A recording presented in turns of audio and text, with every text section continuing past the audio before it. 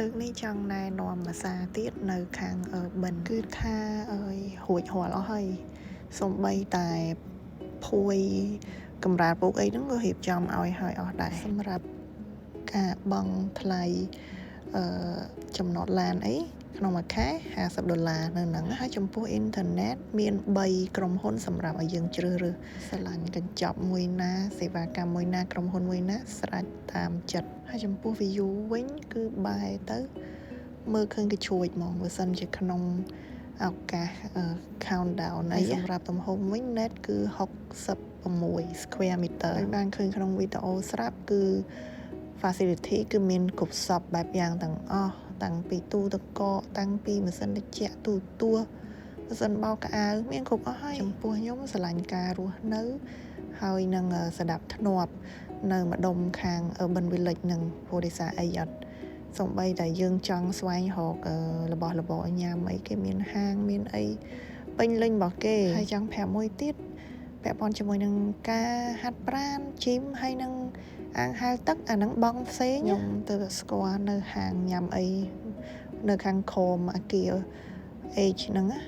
ហាងហ្នឹងស្រួលទេយើងភ្ជាប់ Telegram ជាមួយនឹងអ្នកហាងទៅអាចកំងអីវ៉ាន់ញ៉ាំគេយកឲ្យយើងឡើងដល់បន្ទប់បានសេវាកម្មហ្នឹងល្អមែនតើគេយកឲ្យយើងដល់មុខបន្ទប់ហ្នឹងហើយយើងចង់ហៅបជាអីផឹកអីក៏បានដែរគេយកឲ្យយើងដល់ម៉ោង10គេ serve ឲ្យយើងដល់ម៉ោង10យប់ចង់ជប់លៀងអីស៊ីផឹកអីអើយមិនទៅណាទេនៅក្នុងបន្ទប់ហ្នឹងទៅជុំគ្នាក៏សុបាយជាងរ៉ាអូខេអើយអស់តហ្មងពីបន្ទប់គេងនៅនេះសំរុំសម្រាប់មកគ្រួសារប៉ាម៉ាក់កូនអីអើយនៅមកស្រួលតែម្ដងយើងចង់មកនៅ2នាក់ពួកម៉ាក់ share គ្នាម្នាក់ពាក់កណ្ដាលកាន់តែស្រួលពួកអីជាន់ដែលខ្ពស់បំផុតគឺជាន់ទី60ហើយនៅអាគារ H ហ្នឹងណាហើយកតុកនេះគឺនៅជាន់ទី58អញ្ចឹងបានន័យថាវាខ្ពស់ផុតលេខហើយរីក័វិញអែមហ្មងដូចឃើញក្នុងវីដេអូហើយបើសិនជាតម្លៃជួលវិញគឺថាធូរថ្លៃហ្មងចរចាបានទេបើសិនជាចាប់អារម្មណ៍អាចតាក់ទងមកបានតាមរយៈលេខទូរស័ព្ទ086819ចាស់ចាំទទួលឆ្លើយនៅរាល់សំណួររបស់គ្នាយើងទាំងអស់គ្នាដែលចង់មានចំណាប់អារម្មណ៍ជួលនៅបន្ទប់5808នេះចង់ប្រាប់មួយទៀតគេមានសេវាកម្មតាក់ស៊ីជិះទៅពលានដែលចូលថ្មីទៀតតម្លៃសមរម្យមែនទែនសម្រាប់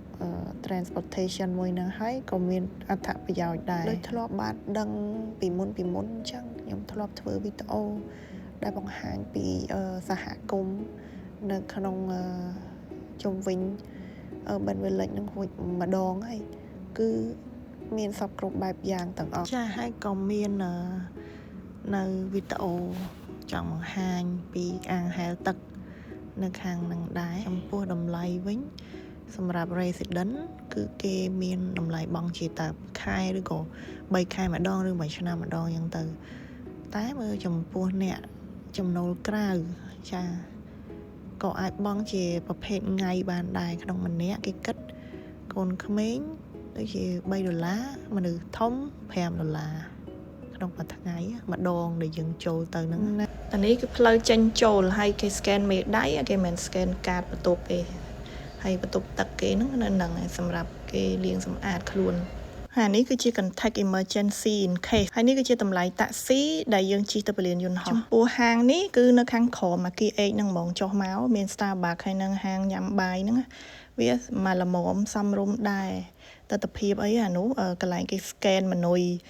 ហ្នឹងហើយចង់ដឹងពីតម្លៃមុខម្ហូបអីចាំស្កប់មើលតិចទៅហ្នឹងហើយហាងនោះឈ្មោះហាងគេនោះហើយគេ serve ដល់ម៉ោង10យប់ហ៎ហើយអានេះគឺជាតម្លៃការផ្ញើឡាន